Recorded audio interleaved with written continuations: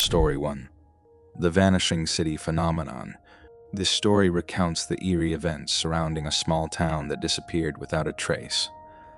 One day, all the residents of this town vanished in an instant, leaving behind prepared meals, unfinished chores, and lives frozen in mid-action. The mystery of their disappearance has never been solved, and the town remains a ghostly enigma. What happened to these people, and where did they go? The tale delves into the unsettling clues, strange occurrences, and the inexplicable forces that might have caused an entire community to disappear as if it had never existed. I first heard about the Vanishing City when I was a child. My grandmother used to tell me stories about a town that existed somewhere deep in the mountains, far from any major roads or cities.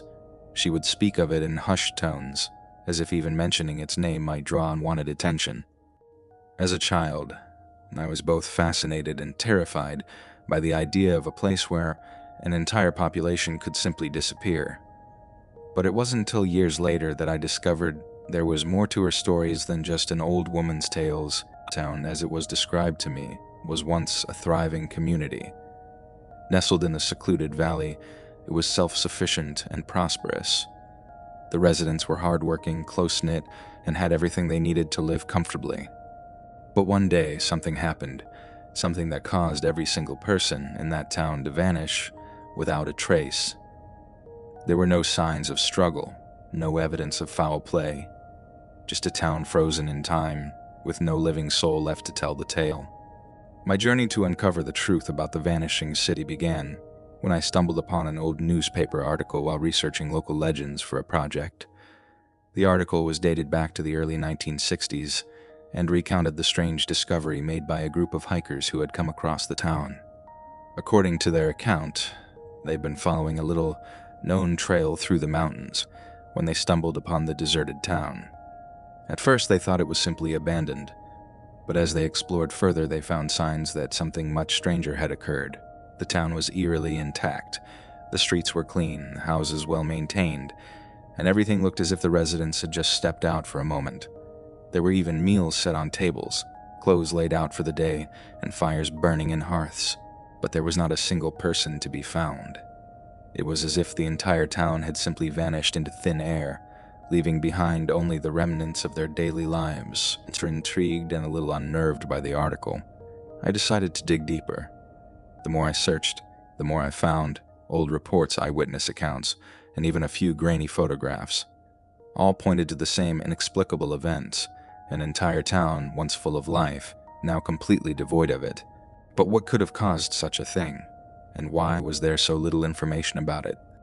I knew I had to see it for myself. So I set out on a journey to find the Vanishing City. Armed with a map, a backpack, and an insatiable curiosity, I ventured deep into the mountains, following the same trail the hikers had taken all those years ago.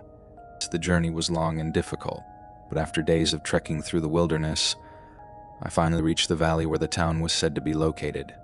What I found there was even stranger than I had imagined.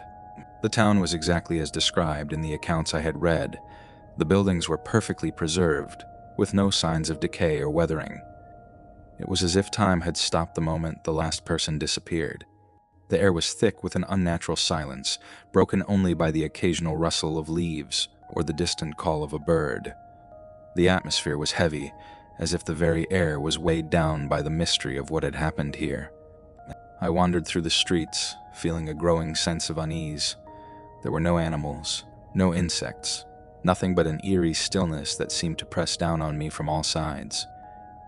The houses were all open, as if the residents had simply walked out and left everything behind. I found meals still laid out on tables, beds that had been slept in but never made, and fires that had long since burned out in the hearths. It was as if the entire town had been frozen in time, waiting for its people to return, but they never did. As I explored further, I began to notice strange details that hadn't been mentioned in any of the accounts I'd read. There were odd symbols carved into some of the buildings, symbols that I didn't recognize, and that seemed out of place in such a town. I found strange objects scattered throughout the houses, odd trinkets, twisted pieces of metal, and what looked like ritualistic items. It was clear that something strange had been happening in this town before its people disappeared. Something that might have been the key to understanding what had happened. But the most unsettling discovery came when I found the town's church. It was a small, humble building, but as soon as I stepped inside, I felt a chill run down my spine.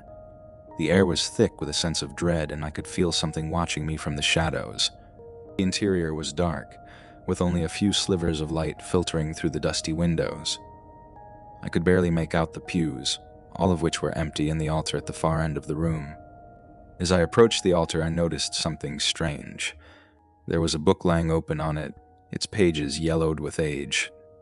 The book was written in a language I didn't recognize, filled with strange symbols and diagrams that made no sense to me. But what caught my attention was the figure standing in front of the altar.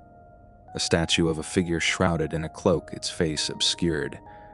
The statue was unlike anything I'd ever seen before, and as I stared at it, I felt a deep sense of unease.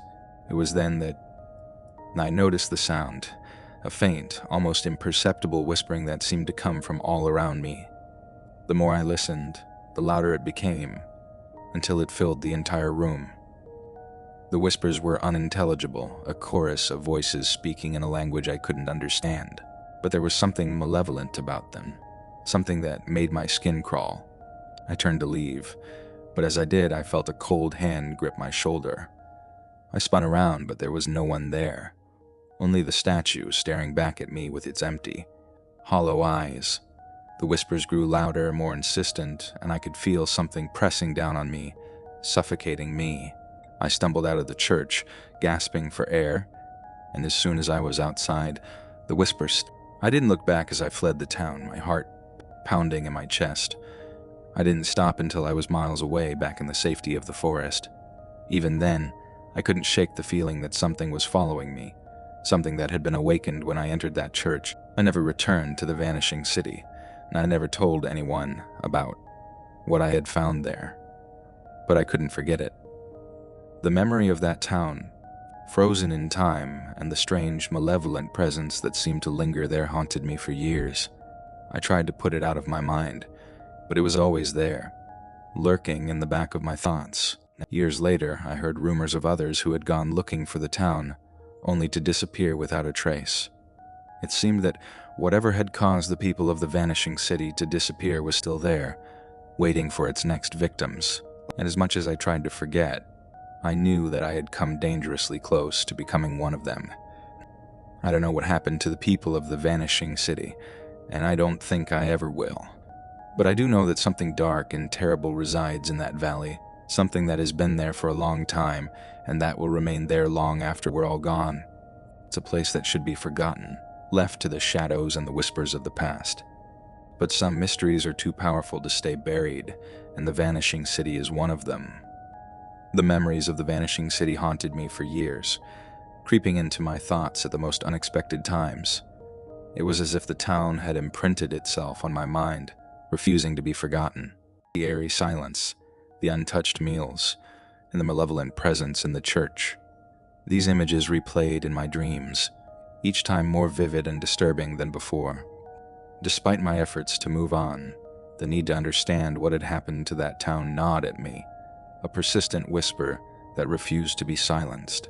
Years passed, and the initial terror I had felt began to fade, replaced by a growing curiosity. I started to wonder if I had imagined it all, if the fear had clouded my judgment and made me see things that weren't there. The rational part of my mind tried to explain away the strange occurrences, a collective hysteria, an environmental phenomenon, or even an elaborate hoax. But deep down, I knew that what I had experienced was real, and that the town held secrets far darker than I could comprehend. The more I tried to bury the memories, the more they surfaced, until I could no longer ignore the pull of the Vanishing City. I began to research again, scouring old archives, contacting historians, and even reaching out to paranormal investigators. I found scattered references to the town, whispers of strange happenings, and vague allusions to disappearances, but nothing concrete. It was as if the town existed in a shadowy realm between fact and fiction, a place that defied logic and reason. Finally, I decided that the only way to put my mind at rest was to return. It was a decision that filled me with dread, but I knew that I couldn't escape the past forever. This time, however, I wouldn't go alone. I gathered a small group of friends who were intrigued by the mystery and willing to accompany me on the journey. They were a mix of skeptics and believers, all curious about the town's strange history. We spent weeks preparing, gathering supplies, researching the terrain, and making sure we were ready for whatever we might encounter. The day of our departure arrived with a sense of foreboding. The weather was ominous, with heavy clouds hanging low in the sky and a chill in the air that seemed to seep into our bones. As we made our way into the mountains, the familiar landscape began to take on a more sinister tone. The trees seemed to close in around us, the path winding and treacherous. It was as if the very land was warning us to turn back, but we pressed on, driven by a mixture of curiosity and determination. When we finally reached the valley, the town appeared exactly as I remembered it. It was unnerving how little had changed. The streets were still empty, the houses untouched by time. My companions were struck by the eerie stillness, their earlier bravado replaced by unease. We set up camp at the edge of the town, deciding to explore in the daylight and keep a close watch on each other. As we began to explore the town, we found more strange details that I hadn't noticed on my first visit. There were signs that someone, or something, had been here since my last visit. Footprints in the dust, a door left slightly ajar, and most disturbingly, the faint sound of footsteps echoing through the empty streets, though we saw no one. The unsettling feeling of being watched returned, stronger than before, and we quickly realized that we were not alone. The church loomed in the center of the town, a dark silhouette against the gray sky. None of us wanted to go inside, but we knew we had to if we were going to uncover the truth. With heavy hearts, we entered the building, and the oppressive atmosphere immediately enveloped us. The whispers started again, this time louder, more insistent. The book was still on the altar, its pages fluttering as if caught in a breeze, though the air was still. The statue seemed to watch us, its hollow eyes filled with malice. One of my companions, a man named Mark, was the first to approach the altar. He was a skeptic, dismissing the whispers as a trick of the wind, the strange symbols as nothing more than graffiti. But as he reached out to touch the book, something changed. The air grew thick, and a sense of dread filled the room. Mark froze, his hand inches from the book, his face contorted in terror. We called out to him, but he didn't respond, his eyes locked on something we couldn't see. Suddenly, the whispers crescendoed into a deafening roar, and the room was plunged into darkness. I felt a cold hand brush against my neck, and the next thing I knew, we were outside the church, gasping for breath. Mark was with us, but he was unresponsive, his eyes vacant. We tried to wake him, to shake him out of whatever trance he was in, but he remained catatonic, muttering incoherently under his breath. As we scrambled to gather our things and leave, we realized that the town had changed. The buildings, once intact, were now crumbling, overgrown with vines and moss. The air was thick with a putrid smell, and the sky had darkened to an unnatural. It was as if the town had decayed in an instant, its true nature revealed now that we had disturbed whatever rested within its walls. Panic set in as we struggled to find the path back to the forest. The landscape had shifted, the trail we had taken now obscured by thick underbrush and fallen trees. It was as if the town was trying to trap us, to pull us deeper into its malevolent embrace. We could hear the whispers again, growing louder, more frenzied, and we knew that we were running out of time. As we fought our way through the dense vegetation, Mark suddenly snapped out of his trance. He screamed, a blood-curdling sound that echoed through the valley, and began to run. We chased after him, but he was fast, driven by some unseen terror. We followed his screams, but they grew fainter until they stopped altogether. We searched for hours, but Mark was gone, vanished just like the townspeople all those years ago. In the end, we were forced to leave him behind. Exhausted, terrified, and unsure if we would ever make it out, we continued to push forward. The forest grew denser, the air heavier, but eventually we broke through to the other side. As soon as we were out of the valley, the oppressive atmosphere lifted, the whispers ceased, and the landscape returned to normal. It was as if the town had released us, satisfied with its latest victim. We made it back to civilization, but we were never the same. Mark was never found, and we told no one about what had happened. The town still haunts my dreams, its dark streets and whispering voices a constant reminder of the evil that lurks in that forgotten valley. I know now that some mysteries are better left unsolved, and that the vanishing city will continue to claim those who are foolish enough to seek it out. I've learned to live with the nightmares, to push the memories back into the shadows of my mind. But sometimes, in the dead of night, I hear the whispers again, calling to me, reminding me that the vanishing city is still out there waiting, and I fear that one day it will call me back. Story 2. The unexplained fires at the Gable family home. It's in the early 1930s, in a small, quiet village nestled among the rolling hills of Italy. The Gable family found themselves at the center of a terrifying and mysterious phenomenon. Their once peaceful home became the site of a series of unexplained fires that defied all logic and reason. These fires would ignite without warning, leaving no trace of how they started or why. Despite the efforts of local authorities, fire experts, and even priests, the source of the fires remained a chilling enigma. This story is about the fear, confusion, and desperation that consumed the Gable family as they struggled to understand the forces that seemed intent on destroying their lives. My name is Alessandro Gable, and the story I'm about to share with you is one that has haunted my family for generations. It is a story shrouded in mystery and fear, passed down through whispers and half-spoken sentences at family gatherings. But now, as the last living member of the Gable family, I feel it is my duty to tell it in full, to shed light on the events that tore my family apart and left a dark stain on our name. And it all began in the spring of 1932, in our ancestral home on the outskirts of a small village in Tuscany.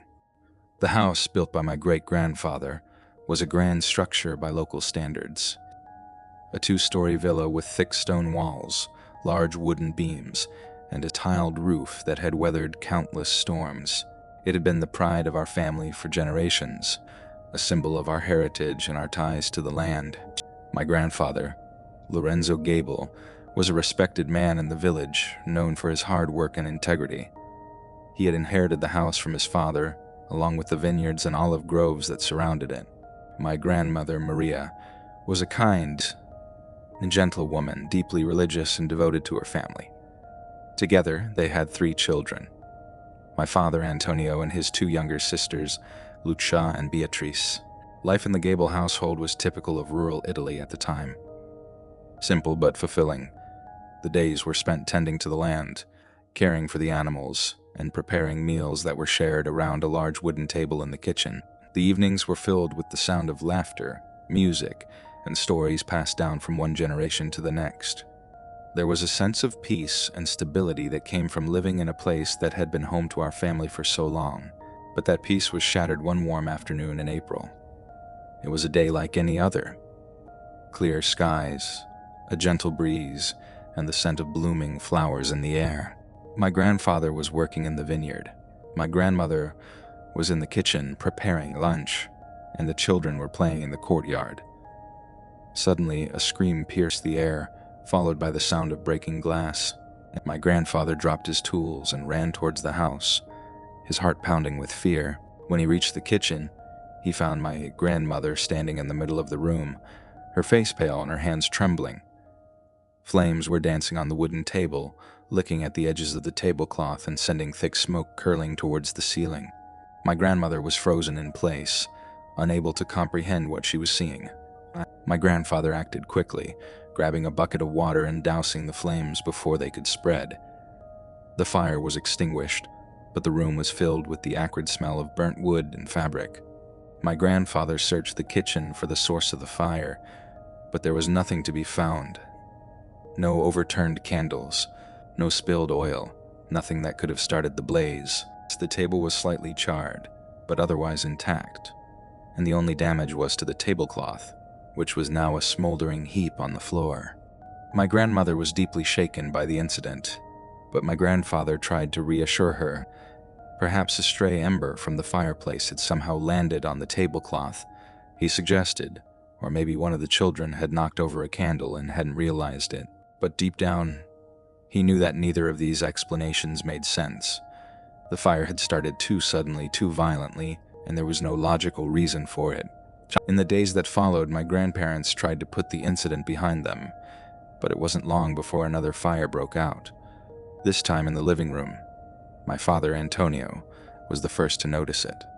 He had been playing with his sisters when he smelled smoke and saw flames flickering in the corner of the room, near the curtains.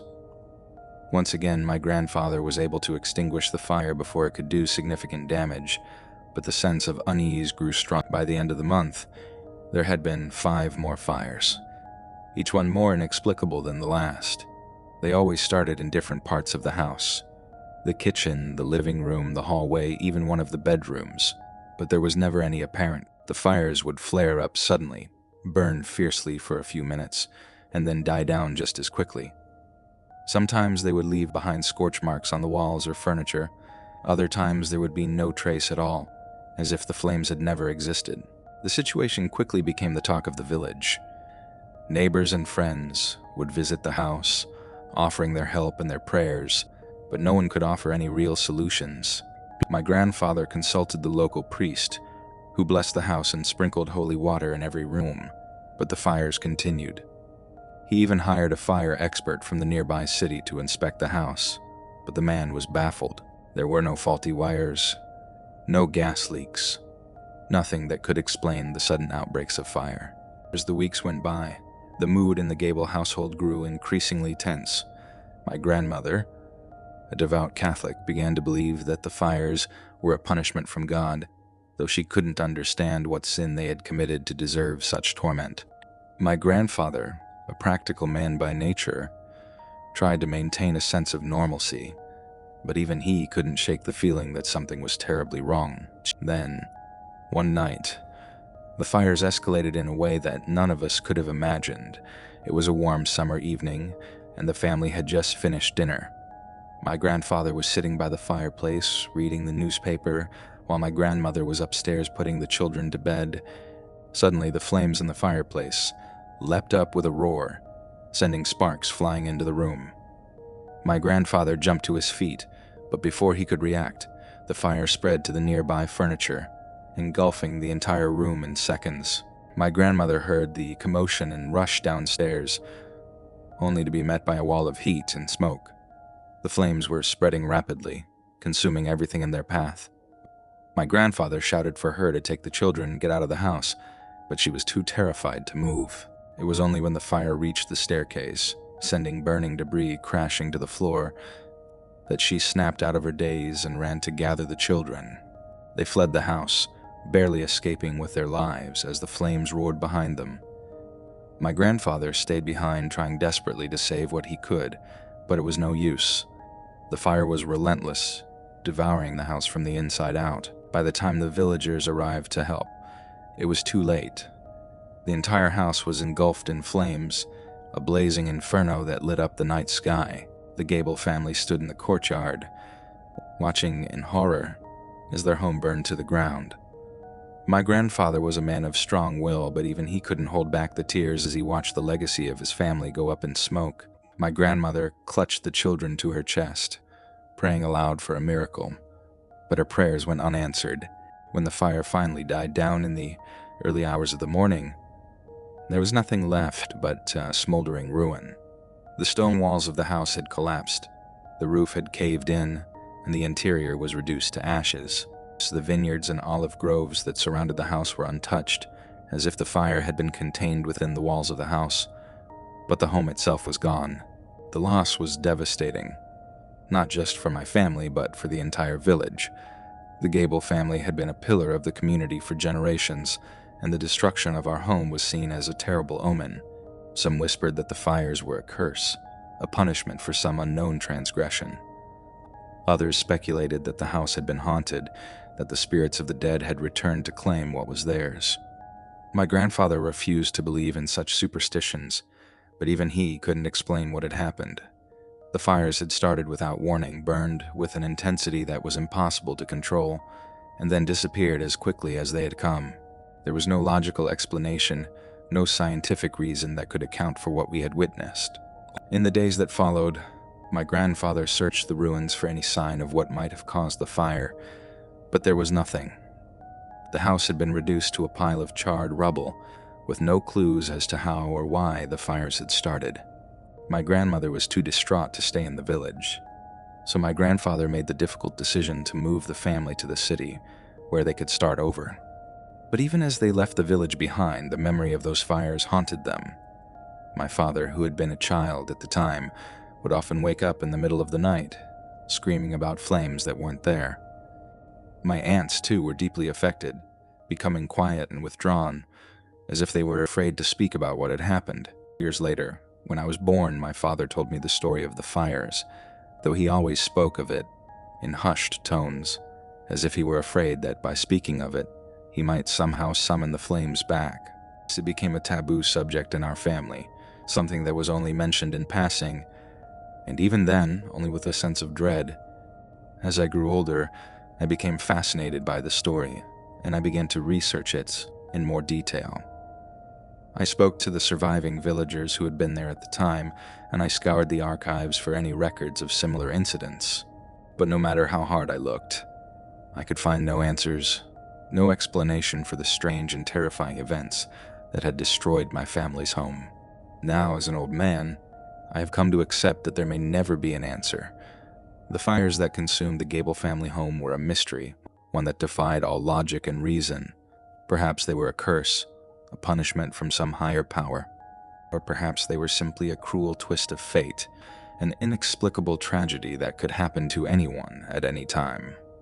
But whatever the cause, the memory of those fires will live on in my family, a dark and haunting legacy that will never be forgotten.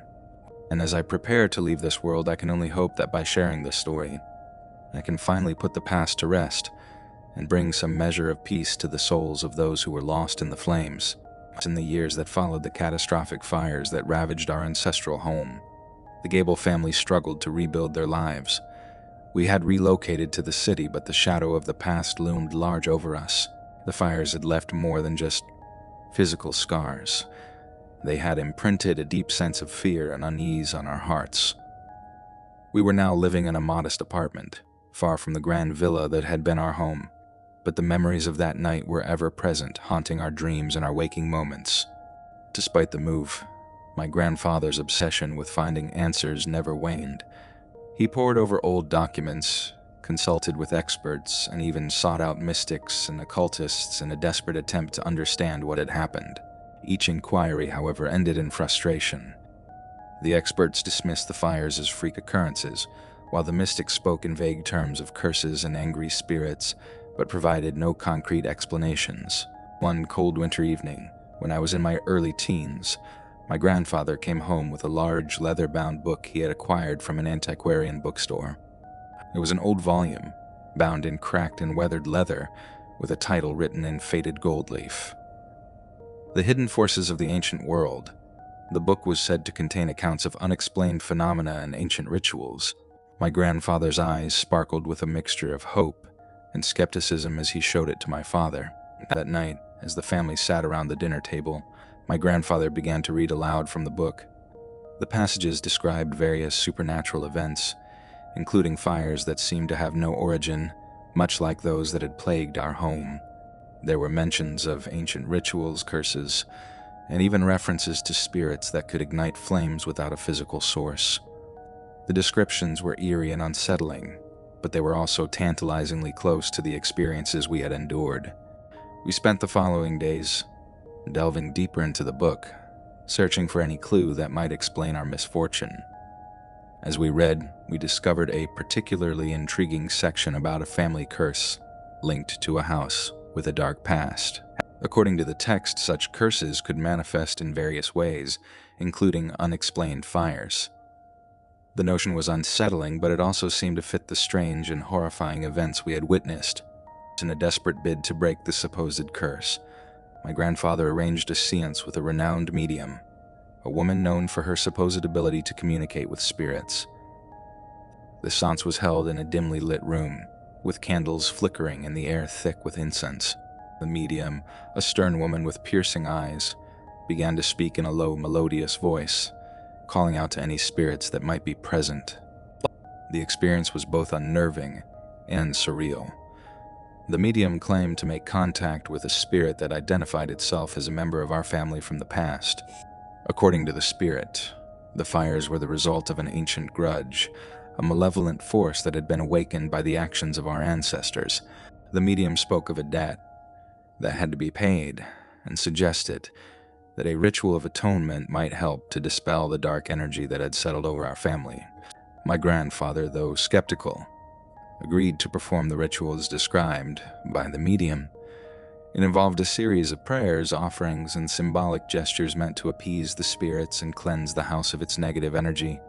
We followed the ritual to the letter, but despite our efforts, the fires did not cease. The sense of despair grew stronger as each attempt to rectify the situation seemed to fail. By the late 1930s, the Gable family was once again thrust into the spotlight when a journalist from a national newspaper visited us, intrigued by the stories of the unexplained fires. Benson, the journalist, a sharp and tenacious reporter named Marco Rossi, was determined to uncover the truth behind the strange events. He conducted interviews with my family and examined the remains of the house, but his investigation yielded no new insights. He wrote an article that was published in a prominent newspaper, but it did little to clarify the situation. It only seemed to add to the growing mythos surrounding the Gable family fires. As the years went by, the fires became a distant memory, overshadowed by the daily challenges of life. My father, Antonio, grew up, married, and started his own family. Though we never returned to our ancestral home, we tried to move forward, putting the past behind us. Yet, the shadow of those unexplained fires lingered, a ghostly presence that seemed to follow us wherever we went. In the early 1950s, as my grandfather grew older, he became increasingly reclusive. He spent his days poring over old records and books, searching for answers that remained elusive. My grandmother, who had been deeply affected by the fires, found solace in her faith and in the quiet life we had built in the city. The children, now adults, lived their lives with the weight of the past hanging over them, but they rarely spoke of it. One fateful night, as my grandfather was going through his old papers, he stumbled upon a letter hidden in the folds of a dusty file. The letter was dated back to the early 1800s and was written in a shaky hand.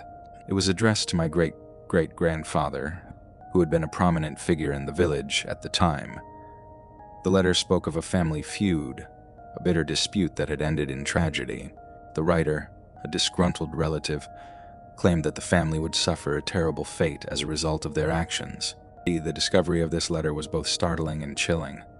It seemed to suggest that the fires might have been a consequence of a long-buried grudge, a vendetta that had manifested itself through the supernatural. My grandfather was both exhilarated and disheartened by the revelation. He had finally found a possible explanation, but it was one that brought no comfort, only more questions. As the decades passed, the Gable family gradually came to terms with the events of the past. The fires had left an indelible mark on our lives, shaping our family history and our understanding of the world. We had never been able to fully comprehend what had happened, but the mystery had become a part of who we were. Today, as I look back on those events, I am struck by the realization that some mysteries are never meant to be solved. The unexplained fires at the Gable family home remain a dark and unsettling chapter in our family history, a haunting reminder of the forces that lie beyond our understanding. The house may be gone, but the memories of that time continue to live on, a legacy of fear and intrigue that will never truly be laid to rest.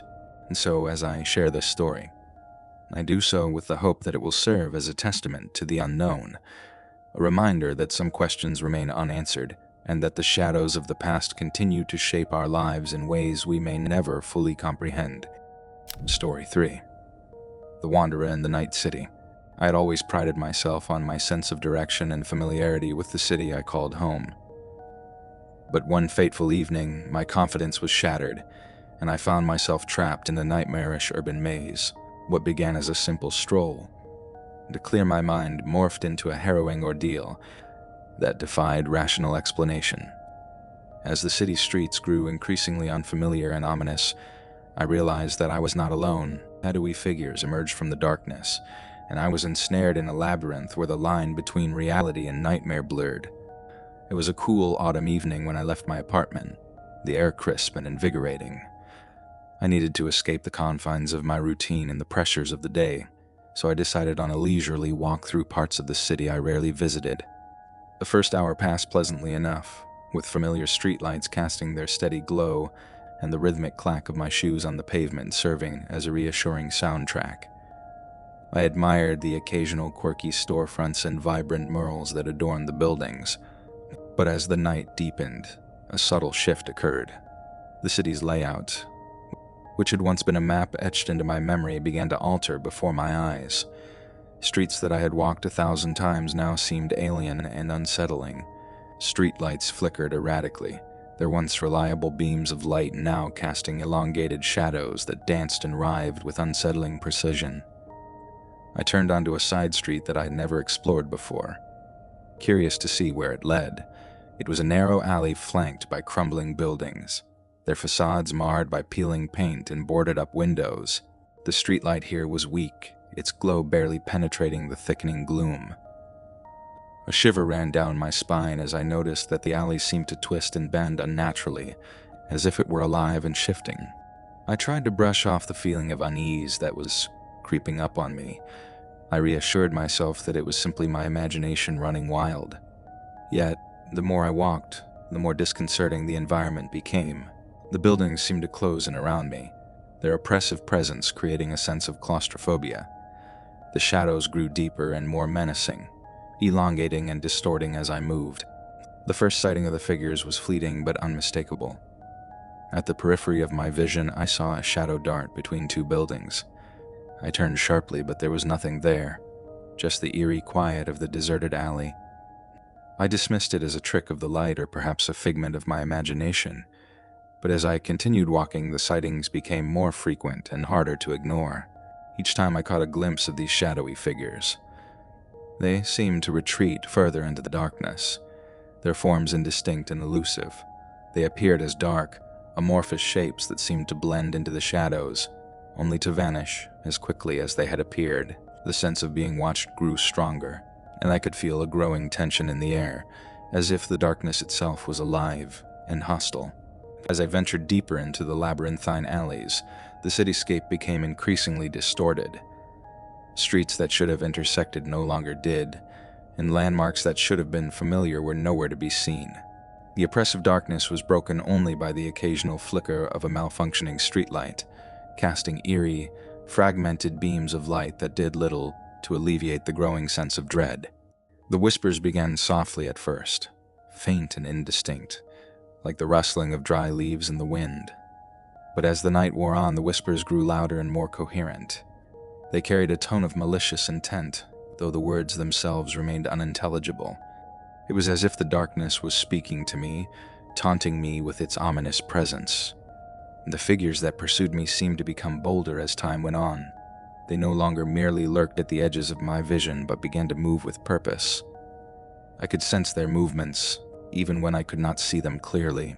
It felt as though they were drawing closer, their malevolent intent palpable in the oppressive atmosphere that surrounded me. I tried to retrace my steps, hoping to find my way back to the familiar streets. But the more I walked, the more disoriented I became. The alleyways seemed to twist and turn in impossible ways, leading me deeper into the heart of the darkness. The shadows seemed to conspire against me, shifting and changing in a way that defied logical explanation. At one point, I stumbled upon a small, deserted square.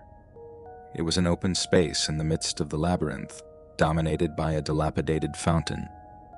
The fountain was dry and crusted with grime, its once ornate carvings now weathered and broken. The shadows in the square seemed to gather around the fountain, forming indistinct shapes that writhed and shifted with a disquieting fluidity. I stood in the square trying to catch my breath and regain my composure. The figures had receded momentarily, but the oppressive sense of being watched remained. The whispers continued, growing louder and more insistent. I could no longer ignore the fact that something was terribly wrong, and the city itself seemed to be conspiring against me. With no other options, I decided to continue forward, hoping that some unseen force would guide me out of the maze. As I walked, the darkness seemed to close in even more, pressing down on me with a suffocating weight. The figures reappeared, their movements more deliberate and their forms more defined. They seemed to be closing in on me, their intentions growing ever clearer. I could feel my anxiety escalating, my heart pounding in my chest. The shadows seemed to congeal into distinct, menacing shapes, their outlines becoming more pronounced with each passing moment. The air was thick with a palpable sense of malevolence, and I could almost hear the figures' silent laughter as they closed in on me. Despite my mounting fear, I pressed on, driven by a desperate need to escape. The streets continued to twist and turn, the familiar landmarks long gone. I felt as though I was trapped in a nightmarish loop, unable to find my way out of the darkness that had enveloped the city. As the hours dragged on, I began to lose hope. The figures seemed to be closing in, their presence more overwhelming and their intent more apparent. The darkness had become a living entity, a malevolent force that fed on my fear and desperation. I could no longer distinguish between reality and nightmare, as the lines between the two had blurred beyond recognition. The city, once a place of comfort and familiarity, had become a labyrinth of shadows and threats.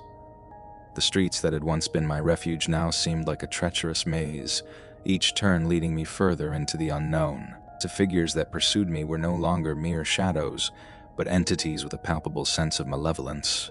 And so, as the night dragged on and the darkness seemed to close in around me, I could only hope for a glimmer of dawn to break through the oppressive gloom and offer a chance for escape from the city's sinister grip. Since the hours dragged on, my sense of desperation grew. The city that had once seemed so familiar was now an incomprehensible labyrinth. I wandered through an endless series of narrow streets and alleyways, each one more disorienting and unsettling. The oppressive darkness seemed to envelop everything, making it difficult to distinguish between the tangible and the intangible. The shadows moved with a deliberate, unsettling grace. They seemed to follow me, their forms becoming more defined and their presence more menacing. The once familiar sounds of the city had been replaced by an eerie silence, broken only by the occasional distant whisper or the echo of my own footsteps. The figures appeared more frequently now, emerging from the darkness only to retreat again, always remaining just out of reach.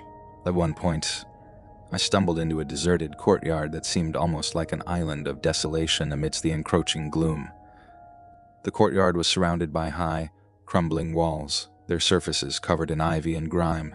In the center stood a broken statue of an unknown figure, its features eroded by time and neglect. The shadows seemed to dance around the statue, casting eerie, shifting patterns on the ground. I paused in the courtyard, trying to catch my breath and steady my nerves.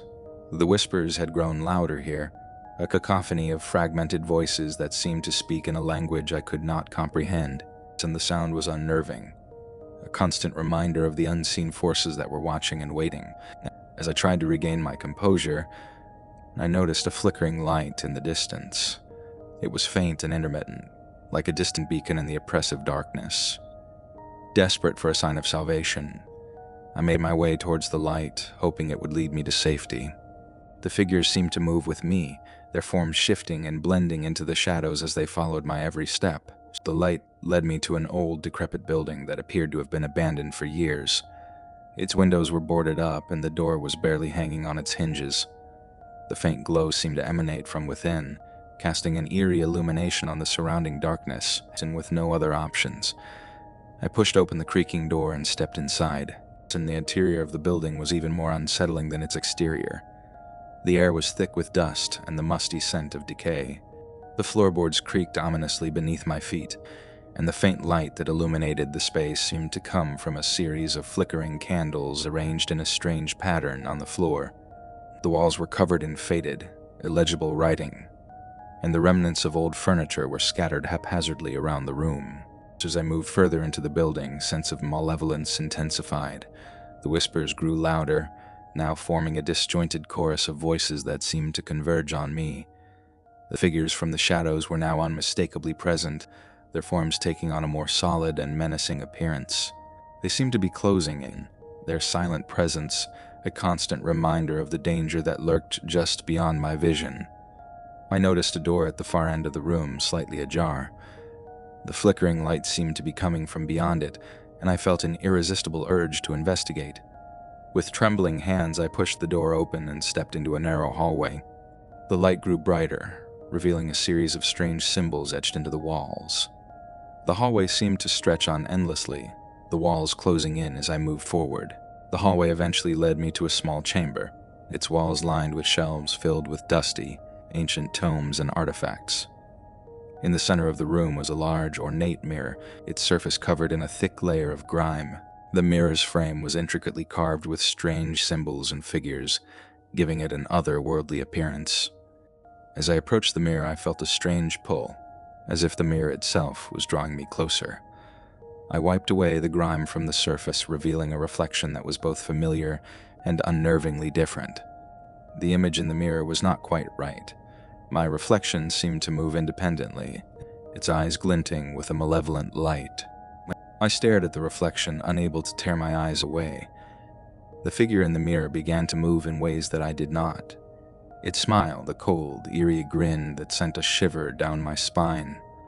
The reflection raised a hand and beckoned me, its movements fluid and unnatural. I could feel a cold sweat forming on my brow as I realized that the reflection was not merely a mirror image, but something far more sinister. Panic set in as the reflection began to speak. Its voice was a distorted echo of my own, filled with dark undertones and malicious intent. It spoke of secrets and shadows, of a past that was better left forgotten. The words were incomprehensible, but the tone was unmistakably threatening. Just as I backed away from the mirror, the room began to spin, the walls warping and shifting in a nightmarish dance.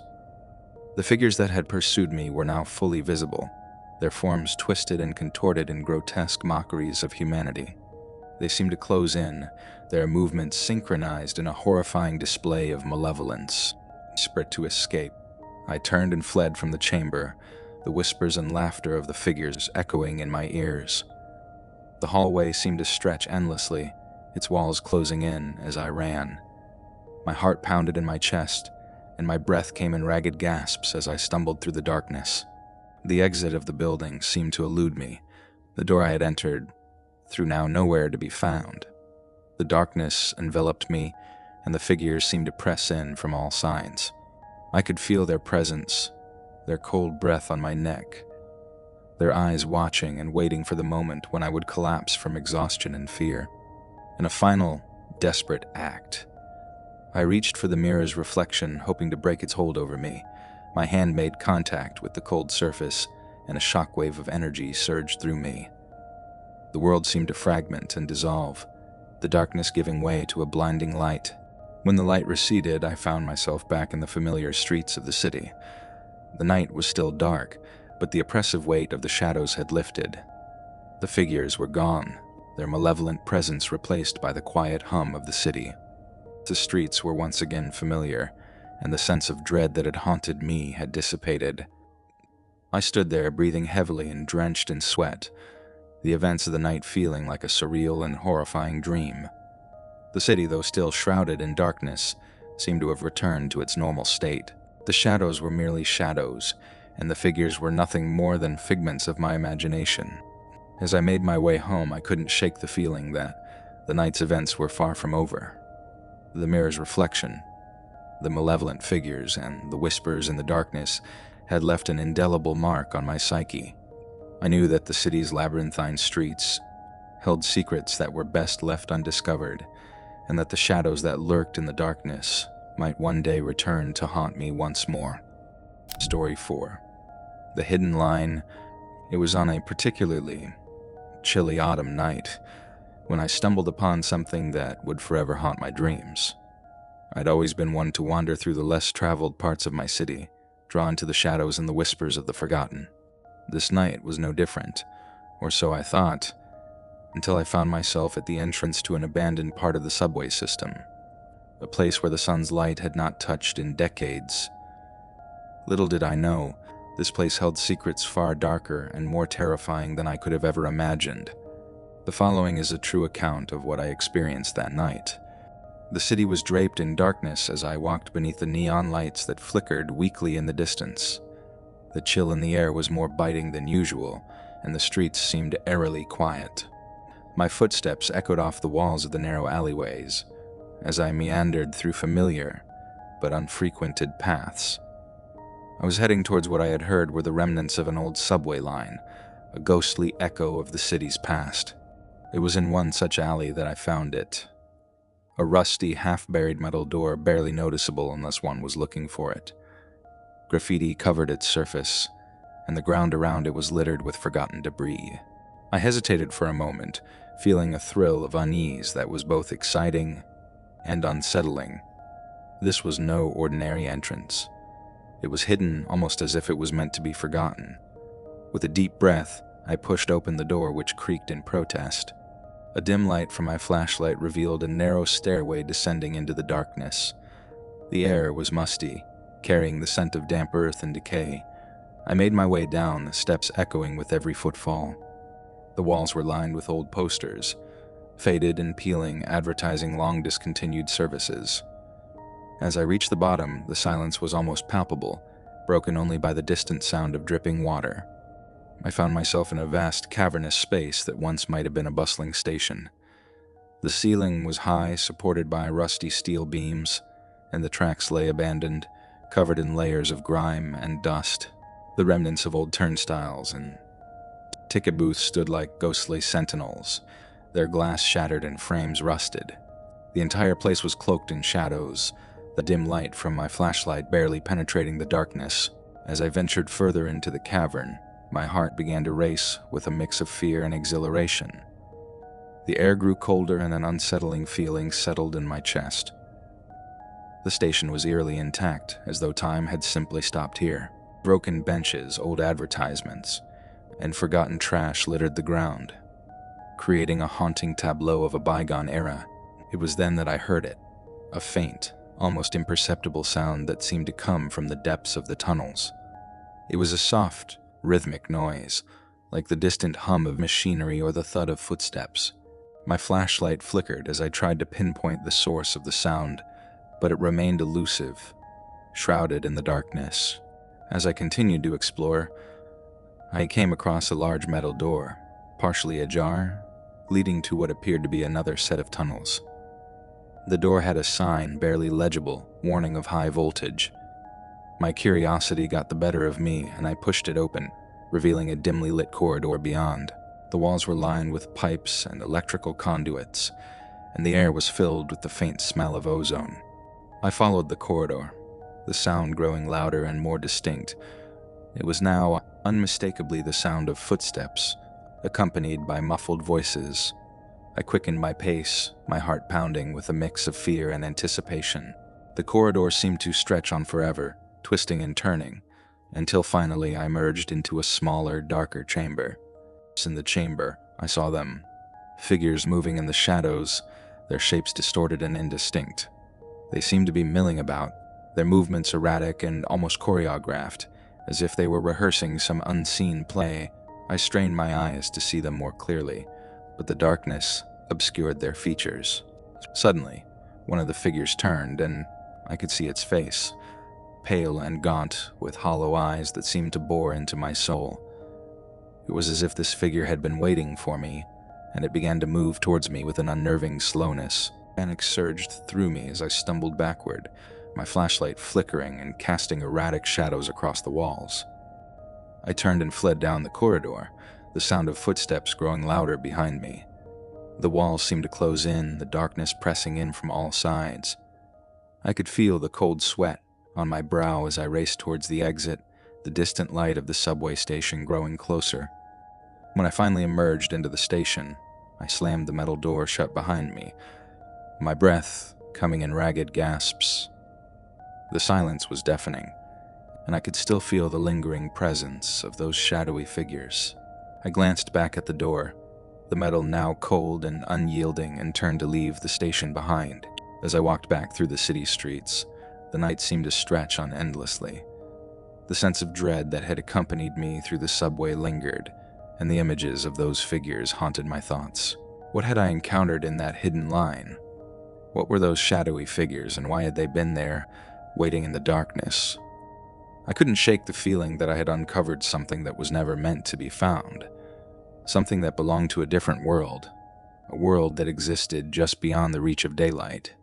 The experience left me with more questions than answers, and the memory of that night would remain with me forever. The subway line remained a secret, a hidden relic of the city's past, and I couldn't help but wonder what other mysteries lay hidden in the dark corners of the world. I spent the rest of the night in a restless haze, the echoes of my underground adventure replaying in my mind. The faces of the shadowy figures haunted me, and sleep eluded me as I lay in bed, staring at the ceiling. Every creak of the house seemed amplified. Every shadow on the wall seemed menacing. The images from the subway station were etched in my memory with an indelible click. The following day, I couldn't shake the compulsion to return to the site of my discovery. I was driven by a mix of curiosity and dread, and despite the warnings of my own instincts, I found myself standing before the same rusty metal door once again. It was a bright, sunny morning, and the city buzzed with its usual activity, but I felt an unsettling disconnect from the normalcy around me. This time, I was better prepared. I brought along a more powerful flashlight and a camera, hoping to document anything I encountered. The door creaked open with an almost welcoming groan as I descended the stairs into the familiar darkness. The air was just as cold and damp as before, and the silence was as oppressive. I made my way back to the metal door with the high-voltage sign and pushed it open. The corridor beyond was as shadowy as I remembered, and the hum of machinery was still present, but now it seemed to pulse with a rhythmic intensity, almost like a heartbeat. As I ventured deeper, the sound of footsteps and muffled voices grew louder, more distinct. The chamber with the shadowy figures was still there, but something had changed. The figures were no longer merely moving in the shadows. They were now more defined, their movements more purposeful. I approached cautiously, using my flashlight to illuminate the space. The figures, now more clearly visible, were gaunt and emaciated, their eyes hollow and vacant. They seemed to be engaged in some sort of ritualistic activity, moving in synchronized patterns that were both hypnotic and unsettling. The air was thick with an unidentifiable smell, a mix of decay and something metallic. One of the figures, noticing my presence, turned its head slowly towards me. Its face was pale and gaunt, the skin stretched tight over the bones. Its eyes were like dark pits, and as they locked onto mine, I felt a chill run down my spine. It began to approach me with a slow, deliberate pace, its movements smooth and almost... I took a step back, my heart racing. The figure stopped, and a guttural, raspy voice filled the air, speaking in a language I did not recognize. The words were incomprehensible, but there was a clear tone of menace and warning. It was as if the figure was trying to communicate something profound, something that I was not meant to understand. In a sudden burst of panic, I turned and fled through the corridor, my flashlight bobbing erratically. The footsteps of the figures echoed behind me, their movements gaining on me. I could hear their breathing, ragged and uneven, as if they were struggling to keep up. The walls seemed to close in, the darkness pressing in from all sides. I reached the exit door and slammed it shut, the metal resounding with a deafening clang. I leaned against it, gasping for breath, my mind racing with the implications of what I had seen. What were these figures, and what were they doing in this forsaken part of the subway? Why did they seem to be waiting for me? As I made my way back to the surface, I glanced over my shoulder one last time, but the door remained closed and silent. The city above seemed brighter and more alive, but I could not shake the feeling of dread that clung to me. I knew I had witnessed something that defied explanation, something that belonged to a world far removed from the everyday reality I knew. It took me weeks to muster the courage to return to the abandoned subway. I was haunted by dreams of shadowy figures and eerie rituals, and the sense of dread never fully left me. I couldn't let go of the feeling that there was more to uncover, that something important was hidden in the darkness of that place. And a night similar to the one when I first ventured into the subway, I returned with renewed determination. This time, I was not alone. I had enlisted the help of a friend, Jason, who was a photographer and a fellow adventurer. He was skeptical but intrigued by my story. Armed with high-quality cameras and equipment, we descended into the subway together. The journey back to the hidden line was uneventful, and the air in the subway was as oppressive as ever. We reached the metal door with the high-voltage sign, and with a shared glance, we pushed it open and stepped into the corridor. The rhythmic hum of machinery was still present, a constant backdrop to our exploration. We entered the chamber with the figures, and as we approached, we noticed something new. The figures were arranged in a circle, their movements more synchronized than before. They seemed to be performing a ritual, their hands raised, and their voices chanting in the same guttural language I had heard before. The air was thick with a sense of anticipation, and the temperature dropped noticeably. Jason began taking photographs, the flashes of his camera illuminating the chamber in stark, jarring bursts. The figures reacted to the flashes, their movements becoming more erratic and frenzied. It was as if they were disturbed by the intrusion, their focus shifting to us with an almost predatory intensity. Suddenly, the chamber's lights flickered to life, revealing more details than I had seen before. The walls were covered in strange symbols and writings, their meanings lost to time. The floor was littered with artifacts, old newspapers, broken mirrors, and faded photographs, all arranged in a deliberate pattern. The figures seemed to be using these objects in their ritual, their actions becoming more frenetic. Jason and I exchanged nervous glances, the sense of danger palpable. We decided it was time to leave, but as we turned to exit, the corridor seemed to stretch infinitely before us. The walls and ceiling appeared to shift and warp, the darkness growing more oppressive. The figures began to close in, their movements faster and more chaotic. The sound of their chanting grew louder, filling the space with a cacophony of dissonant noise. We ran through the corridor, the oppressive darkness closing in on us. Our footsteps echoed, mingling with the disembodied voices that seemed to follow us. We reached the exit door, but it refused to budge. Panic surged through us as we pounded on it, our efforts futile. The figures were now directly behind us, their breath hot and ragged on our necks. The room seemed to collapse inward, the walls pulsating with a malevolent energy. In a desperate bid, Jason pulled out a flare and ignited it, the bright light cutting through the darkness. The figures recoiled, their forms dissipating into the shadows. The door creaked open, and we stumbled out into the subway station, our breaths coming in ragged gasps. We fled up the stairs and emerged into the city, the night air feeling like a balm against the suffocating terror we had just experienced. We looked back at the entrance, which now seemed to be a normal part of the subway system, devoid of the eerie presence that had plagued us. The hidden line was sealed once more, its secrets remaining buried in the darkness. Jason and I parted ways, both of us profoundly changed by what we had encountered. The experience had left us with more questions than answers, and the sense of dread lingered long after we left the subway behind. I never returned to that part of the city again. The hidden line remained a dark and haunting memory, a reminder of the mysteries that lurked just beyond the reach of daylight. The figures in the shadows had their secrets, and I could only wonder what other hidden worlds lay beneath the surface, waiting to be discovered by those brave or foolish enough to seek them out.